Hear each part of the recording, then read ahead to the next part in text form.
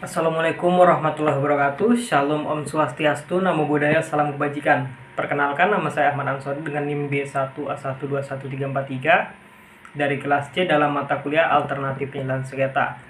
Baiklah, di sini saya menjawab pertanyaan yang pertama. Pertanyaan yang pertama yaitu, dalam alternatif penyelesaian sengketa dikenal ada 3 pendekatan penyelesaian sengketa, yakni power based, right based, dan interest based.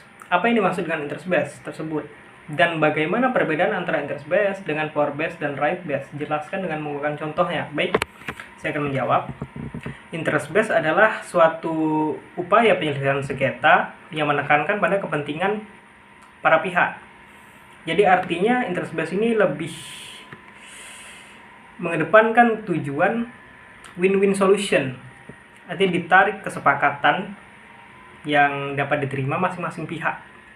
Perbedaannya dengan power based dan right based itu adalah pengambilan keputusan dengan kekuatan untuk memaksa suatu penyelesaian. Sedangkan right based keputusan pihak lain yang bukan pihak yang bersengketa, artinya keputusan yang digunakan dari right based. Contoh dari interest based itu apa? Contohnya adalah mediasi. Lalu kita masuk ke pertanyaan yang kedua, yaitu secara yuridis penyelesaian sengketa dapat diselesaikan secara adjudikasi dan non adjudikasi. Apa yang dimaksud dengan penyelesaian sengketa secara adjudikasi tersebut dan bagaimana perbedaan antara penyelesaian sengketa secara adjudikasi dan penyelesaian sengketa secara non adjudikasi? Baik, penyelesaian sengketa secara adjudikasi artinya penyelesaian sengketa melalui lembaga peradilan dan melalui proses peradilan di pengadilan. Contohnya apa? Yaitu penyelesaian sengketa melalui pengadilan negeri atau penyelesaian sengketa melalui pengadilan agama. Sedangkan non adjudikasi adalah penyelesaian sengketa di luar pengadilan. Contohnya yaitu mediasi, konsultasi, negosiasi, dan konsiliasi.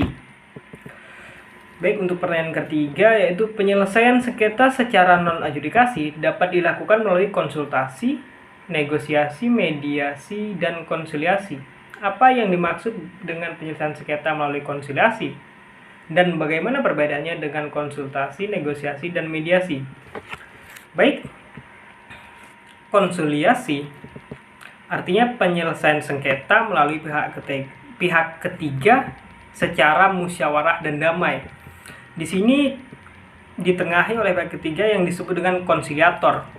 Konsiliator ini berperan aktif untuk memberikan solusi dan masukan. Perbedaannya dengan konsultasi, negosiasi, dan mediasi adalah konsultasi itu hanyalah berupa pemberian nasihat, saran, dan masukan kepada para pihak yang bersengketa. Sedangkan negosiasi itu tanpa melibatkan pihak ketiga. Sedangkan mediasi dia melibatkan pihak ketiga tapi hanya sebagai penengah. Mediator tidak punya hak untuk memberikan saran dan masukan di situ. Lalu kita masuk ke pertanyaan keempat, yaitu kompetensi arbitrase sebagai salah satu bentuk alternatif penyelesaian sengketa adalah hanya sengketa di bidang perdagangan dan mengenai hak yang menurut hukum dan peraturan perundang-undangan dikuasai sepenuhnya oleh pihak bersengketa. Sedangkan sengketa yang tidak dapat diselesaikan melalui arbitrase adalah sengketa yang menurut peraturan perundang-undangan tidak dapat diadakan perdamaian. Jelaskan arti dari kompetensi arbitrase tersebut. Baik. Kompetensi dari arbitrase itu berdasar pada pasal 5 Undang-Undang Nomor 30 Tahun 1999 yang artinya ada 2 poin di situ. Yang pertama, sengketa di bidang perdagangan. Apa contohnya? Itu perniagaan, perbankan, keuangan, dan industri. Lalu yang kedua, sengketa mengenai hak. Itu hak-hak di bidang hukum kekayaan. Lalu pertanyaan ke-5, berdasarkan pasal 5 Undang-Undang Nomor 30 Tahun 1999, apakah sengketa perceraian dapat diselesaikan melalui arbitrase? Baik, jika berdasar pada pasal 5 Undang-Undang Nomor 30 Tahun 1999 tentang arbitrase, di sini menekankan sengketa bidang perdagangan dan sengketa tentang hak.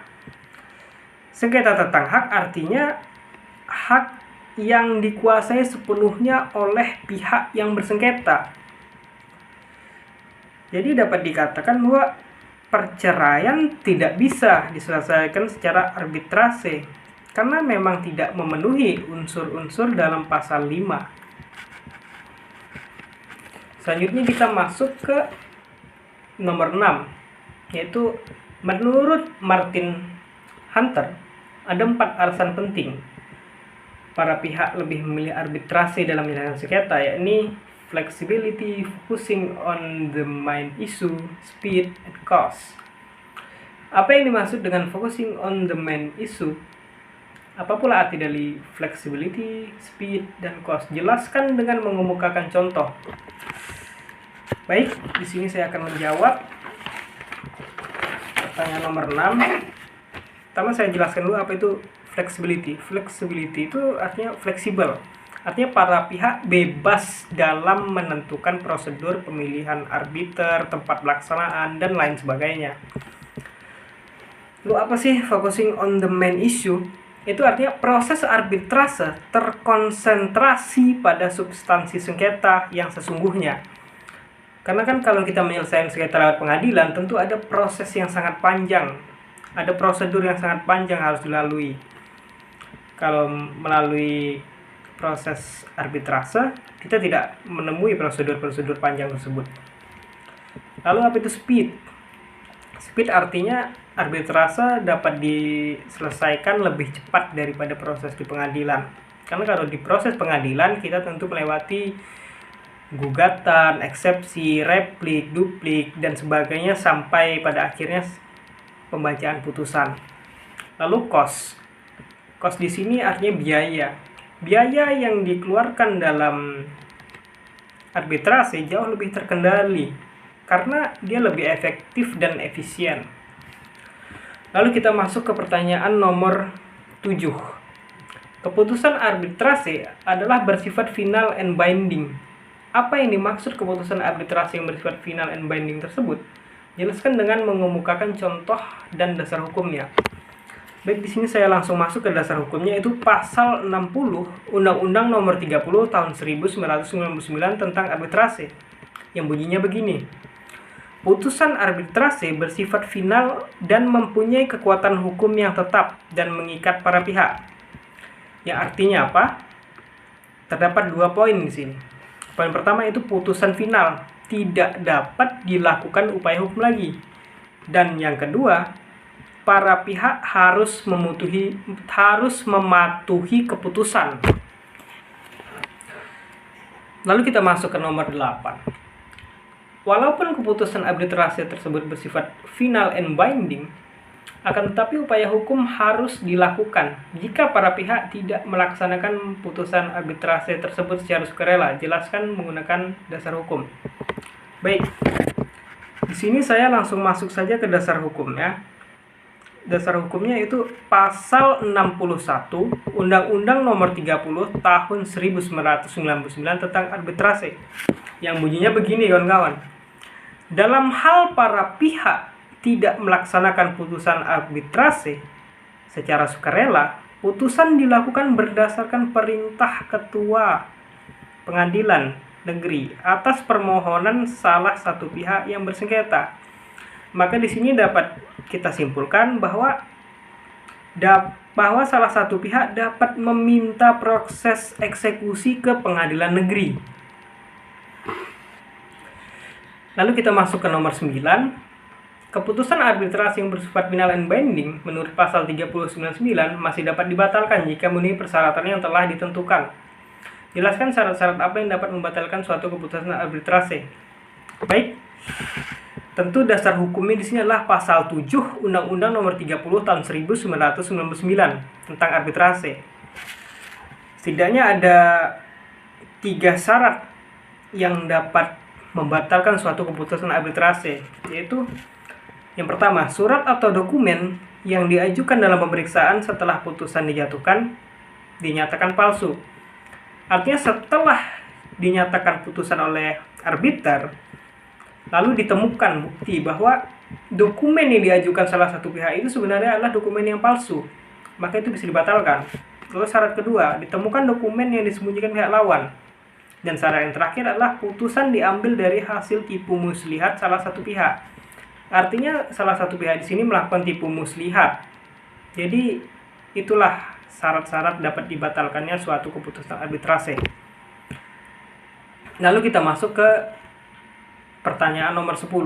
Pengaturan hukum eksekusi putusan arbitrasi internasional di Indonesia tidak hanya terdapat dalam perundang-undangan nasional, melainkan juga dalam konvensi internasional yang telah diratifikasi oleh Indonesia. Jelaskan persyaratan eksekusi putusan arbitrasi nasional tersebut dengan mengemukakan dasar hukumnya.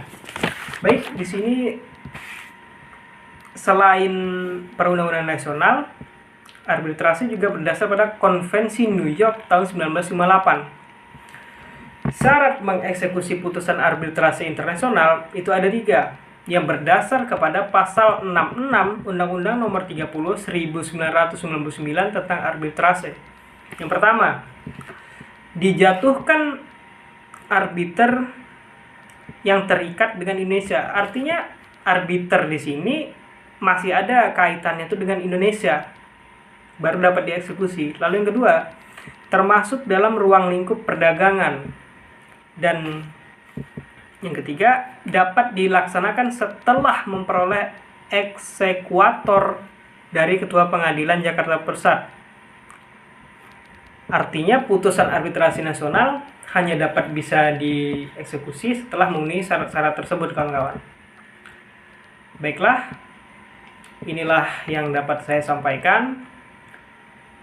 Saya ucapkan terima kasih. Wassalamualaikum warahmatullahi wabarakatuh.